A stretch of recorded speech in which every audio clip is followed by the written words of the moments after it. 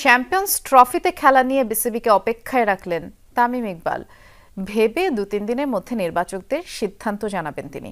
সিলেটে আজ তামিমের সাথে কয়েক দফা বৈঠক শেষে এমনটাই জানিয়েছেন প্রধান নির্বাচক গাজী আশরাফ লিপু। বলেছেন, সাকিবের ফেরা নিয়েও বিসিবির সাথে কথা বলেছেন তারা। তার বোলিং পরীক্ষার চূড়ান্ত ফল জানার পরেই আসতে পারে সিদ্ধান্ত।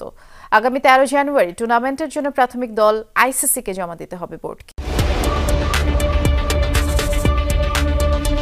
ওপেনিংয়ে তামিম ইকবাল, ওয়ান ডাউনে নামবেন সাকিব আল হাসান, মিডল অর্ডারে ধরবেন হাল মাহমুদুল্লাহ রিয়াদ আর মুশফিকুর রহিম। শুনেই নিশ্চয়ই শিহরণ হচ্ছে, হওয়াটাই স্বাভাবিক।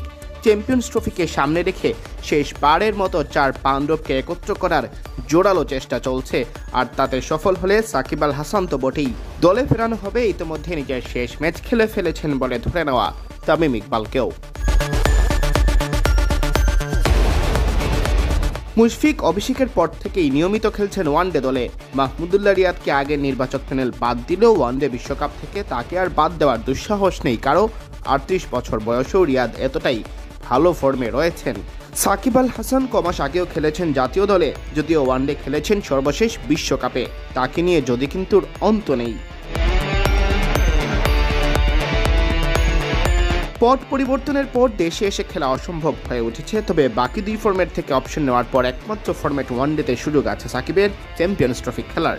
কারণ খেলা হবে আরব আমিরাত ও মূল ভেন্যু পাকিস্তানে। তবে সাকিবের বোলিং অ্যাকশনে নিষেধাজ্ঞা একটু প্রশ্নের উদ্রেক করতে পারে, কারণ ব্যাটিংয়ে নিজের সেরাটা দিতে পারছেন না। চোখে সমস্যা ধরা পড়ার পর থেকেই বোলিং অ্যাকশন শুধরে নেওয়ার সুযোগ আছে চ্যাম্পিয়ন্স ট্রফির আগেই।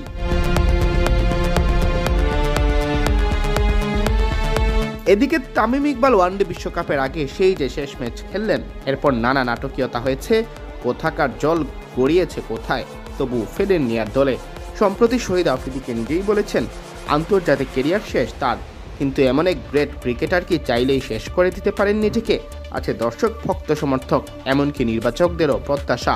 তামিমের সাথে তাই নির্বাচকরাও আলোচনায় বসতে চলেছেন। চ্যাম্পিয়ন্স ট্রফিতে তাকে মাঠ থেকে অপশন নেওয়ারও সুযোগ দিতে চান।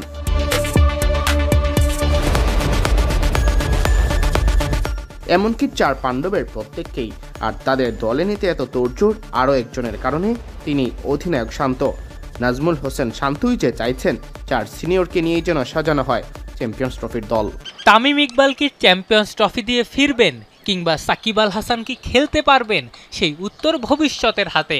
অধিনায়ক নাজমুল হোসেন শান্ত চান চ্যাম্পিয়ন্স ট্রফিতে সাকিব তামিম দুজনেই খেলুক।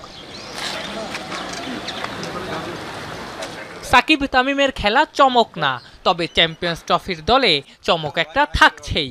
জানা গেছে 15 সদস্যের দলে জায়গা হচ্ছে না লিটন কুমার দাসের। অবশ্য 2024-এ 5 ওয়ানডেতে মোটে 6 রান করা লিটনের বাদ পড়াকে কোনোভাবেই তো চমক বলা যায় না, যদিও এখন পর্যন্ত 19 জনের দলে লিটনকে রাখা হয়েছে।